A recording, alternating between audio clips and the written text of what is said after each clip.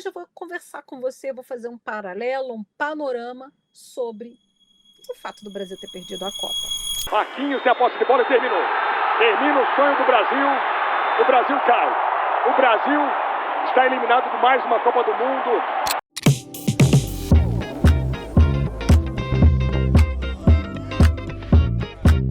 Seja muito bem-vindo ao meu escritório. Hoje eu estou gravando esse material diretamente do meu escritório.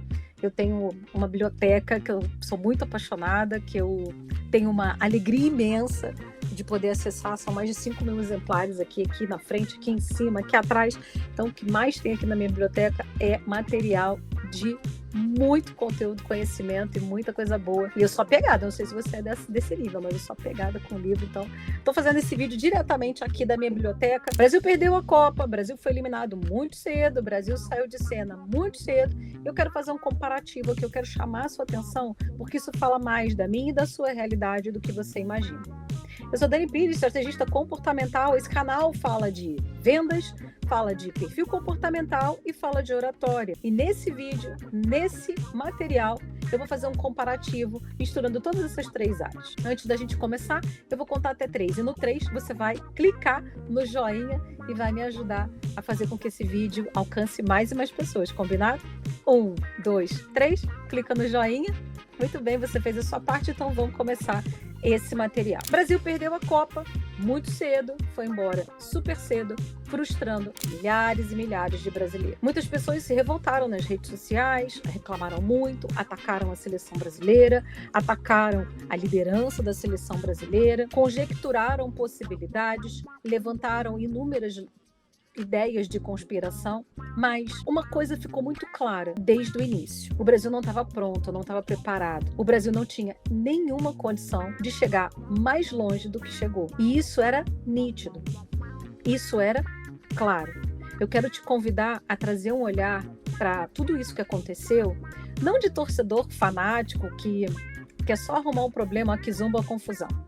Eu quero te convidar a olhar para o que aconteceu como um empresário, como um gestor. Eu quero te convidar a olhar para o que aconteceu com o Brasil e projetar na sua carreira, projetar no seu negócio, projetar na sua vida. Vamos analisar os fatos. O problema não estava na liderança. Um dos melhores técnicos do mundo, alguém preparado, experiente, pronto, alguém com bagagem, alguém que sabia exatamente o que estava fazendo. Então, o problema não foi liderança. 2, o time, grandes estrelas do futebol, profissionais maduros, profissionais que sabiam exatamente o que estavam fazendo, profissionais que dominam a arte do futebol, que entendem exatamente o que fazer, quando fazer, como fazer. Profissionais capacitados, preparados. Ou seja, o time não era o problema. Bom, então talvez tenha sido o local. Estados Unidos, verão norte-americano. Estádios maravilhosos, todos os detalhes corroborando a favor. Um país de primeiro mundo que cuida, gerencia muito bem as questões, sejam elas de segurança, sejam elas de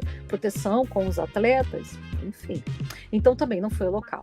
Bom, se não foram essas 3 opções e situações, o que aconteceu? O que provocou esse resultado? Por que a seleção brasileira foi eliminada tão cedo? Na minha visão, e eu te peço a tua autorização para abrir um espaço aqui para trazer minha visão. A minha visão é que a seleção brasileira perdeu essa Copa por 2 motivos importantes. Primeiro motivo principal: excesso de otimismo. Quando você olha para os brasileiros, e isso é uma característica nossa do brasileiro. Quando você olha para os brasileiros são excessivamente otimistas. O brasileiro, ele enxergou a Copa com um otimismo desproporcional. O brasileiro, ele não trouxe aquele otimismo pé no chão.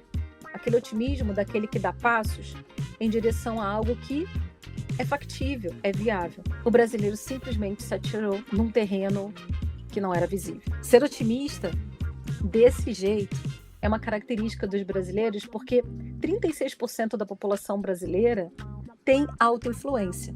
E o autoinfluente é muito otimista. O autoinfluente acredita no que vê. O autoinfluente sonha.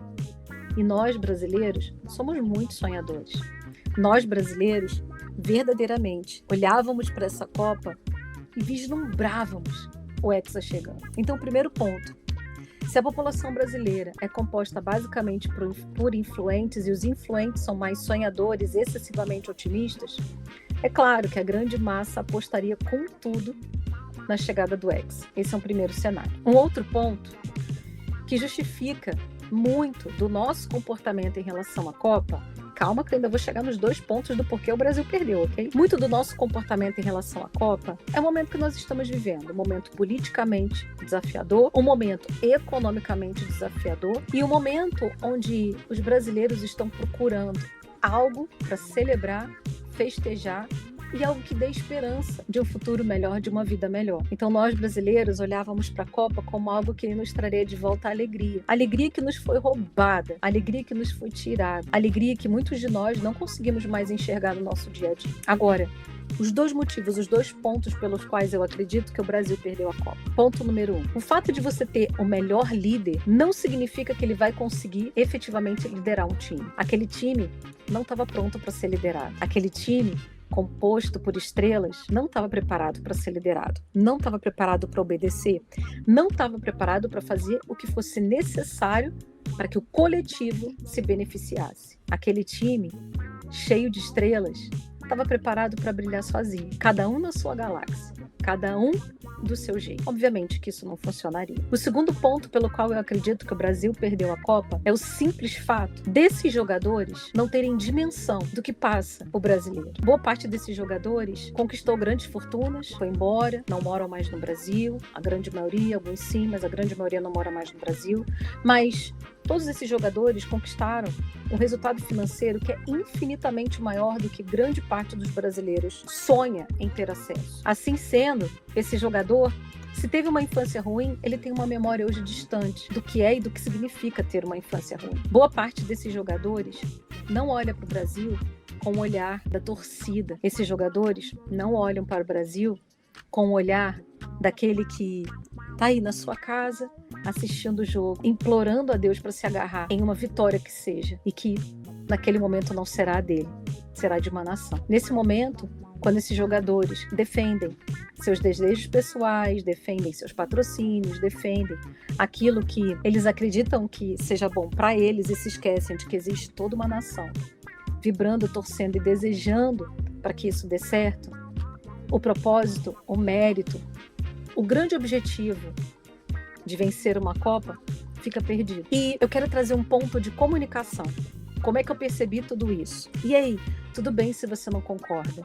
Tudo bem se não faz sentido para você? Esse espaço aqui é um espaço de liberdade de comunicação. Esse é um espaço onde eu e você temos a chance de usufruir da nossa opinião, tudo bem? Um outro ponto, e agora falando de comunicação, que ficou claro para mim que o Brasil não ganharia, foi a comunicação de cada jogador após a primeira vitória. Que vamos combinar, um time completamente inexpressivo contra o Brasil e suas estrelas, e o Brasil tomou aquela surra, e o Brasil tomou aquele sufoco para conseguir um resultado muito pequeno. A comunicação estava clara. A comunicação estava evidente. Boa parte dos jogadores entrou no campo com a certeza de que ganharia e não previu que aquele time poderia sim ser um bom time, um time que fez seu dever de casa e principalmente um time que se preparou para enfrentar não somente o Brasil, mas para enfrentar grandes, poderosas seleções. Em relação à comunicação, a comunicação verbal e não verbal vão dizer tudo.